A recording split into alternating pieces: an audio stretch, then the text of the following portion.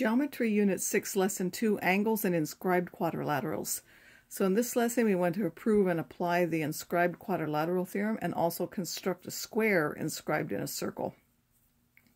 So the Inscribed Quadrilateral Theorem says that if you can take a quadrilateral and inscribe it, and not all quadrilaterals can be, then it must be that the opposite angles are supplementary. So A and C would have to be supplementary, and B and D would have to be supplementary.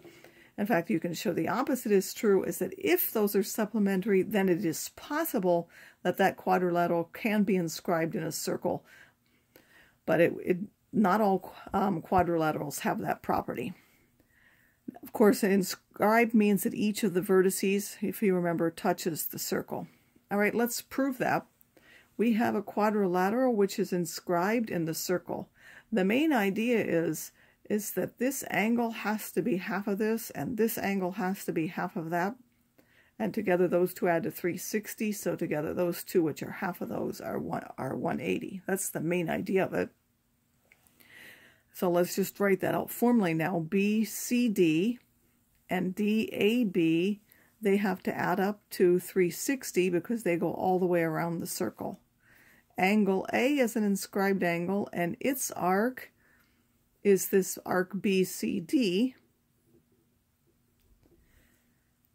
And also angle C, the opposite one, so we have A and C are opposite, is also an inscribed angle with its arc being DAB intercepted. And then we have the inscribed angle theorem, which says those are half the measures of the intercepted arc. So we know that the measure of angle A is half of the measure of BCD, and the measure of C is 1/2 of the measure of DAB.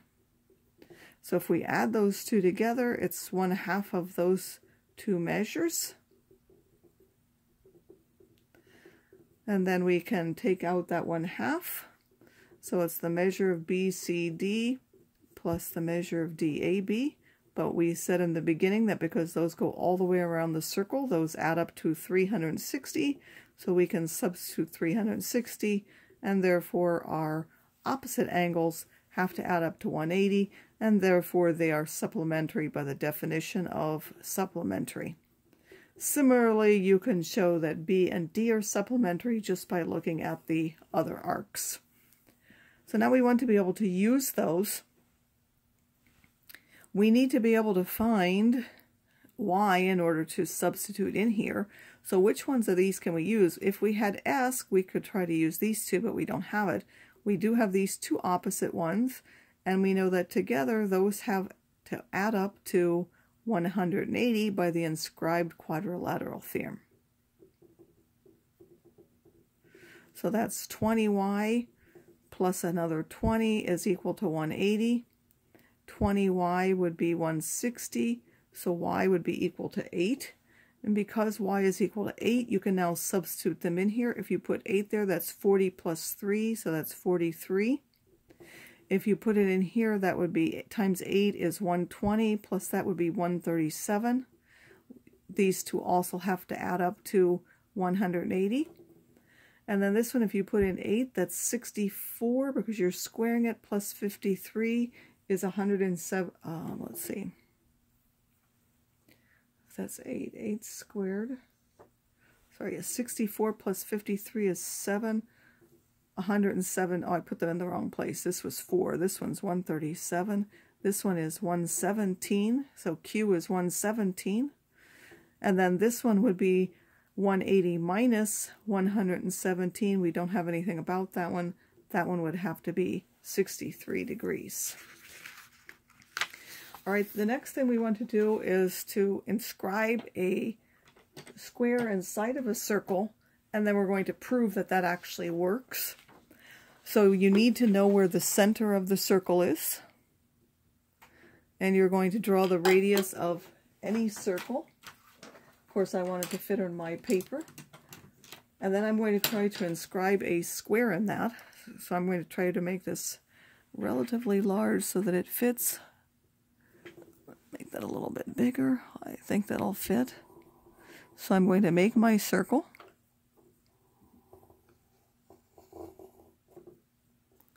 And I'm going to try to inscribe a square in there. So first I'm going to draw any diameter.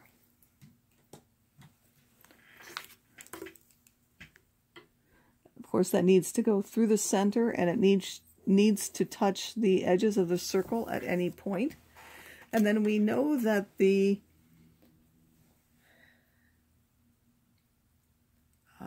diagonals of a square, because it's a rhombus, are perpendicular to each other. So if we find the perpendicular bisector of that, we'll have something which are the diameters of a square, because they will be perpendicular and they're also going to be congruent. So we now have the perpendicular bisector. Here's another pencil before I actually make the square. So what I've really constructed is I've constructed the diagonals of the square. They're now perpendicular. They have equal lengths, so they're going to be isosceles triangles. And therefore, because they're going to be the same, they're going to have the same length here, which we will prove in just a moment. These are now going to be isosceles triangles because we've constructed them that way. And now if I take those edges as the points for the diagonals and connect those will now be the sides of my triangle. I mean my square here. And now if I connect those, I now have a square. And let's show that that's true. So we need to show that it has 4 congruent sides. And we also have to show that it has 4 right angles in order to meet the definition of a square. There could be other ways to show that. So the radii of a circle all have the same length. So let me take this off now so that we can actually see the picture that's there that we're using.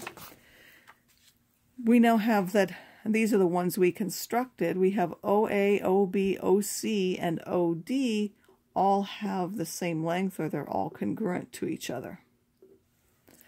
And then we've constructed CD and AB, one of them to be the perpendicular bisector of each other.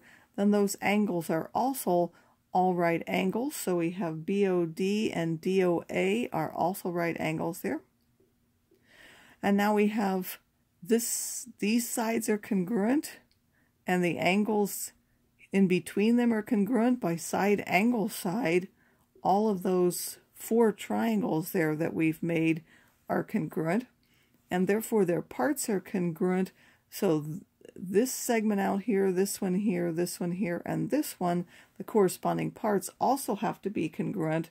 So those happen to be BD and AD are the other 2, and that's by corresponding parts of congruent triangles are congruent. So we showed the first part. We've shown it has congruent sides. And now we also want to show that it has 4 right angles. So we needed to show that these are the right angles here. So 2 and 3 have to make up a right angle, 3 and 4, and so on. So I've shown you one proof. You could use the fact that these are isosceles triangles. In fact, that would be easier. These are right angles. This is an isosceles triangle, and therefore we know that angle 1 and angle 2 have to be congruent. I've shown it a different way, perhaps more difficult. So 1 and 2 have to be congruent. They have to add up to 90, so each one has to be 45, and 45 and 45 is 90. But let's show it another way here. It can be shown that BOC and COB have to be congruent by the transitive property, because all of these were congruent.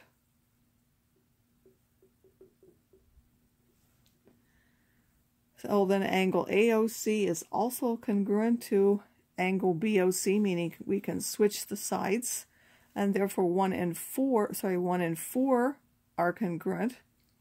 By the transitive property, then, we knew 1 was congruent to 3, so 3 also has to be congruent to 4.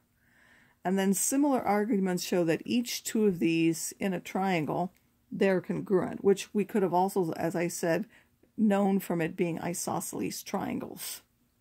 So 1 and 2, we could have skipped this part and gone straight to here.